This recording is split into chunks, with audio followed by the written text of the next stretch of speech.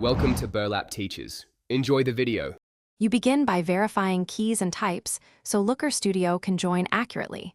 This prevents mismatched rows later.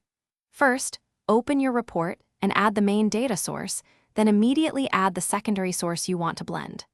Once done, confirm the shared key field names and data types in both sources so blending will bind rows correctly.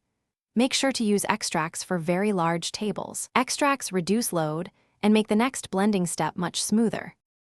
Now you create the blend. Choose Resource, then Manage Blended Data and create Blend to begin. You should pick your primary and secondary sources and select the shared key fields. This determines how rows align. Next, set the join type. Use left join to preserve primary rows or inner join to limit to matches, because this affects totals and filters downstream. After that, add the dimensions and metrics you need, and create calculated fields where one source lacks a metric. This keeps analysis consistent.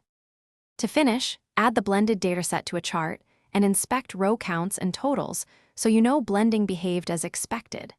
Then run filters and date ranges to validate that values align across both sources. Discrepancies often reveal data cleanliness issues.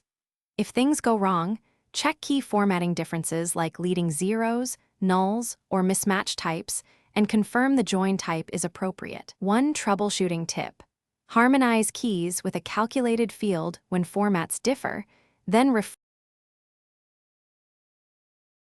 Thanks for watching. Consider subscribing if this video helped you.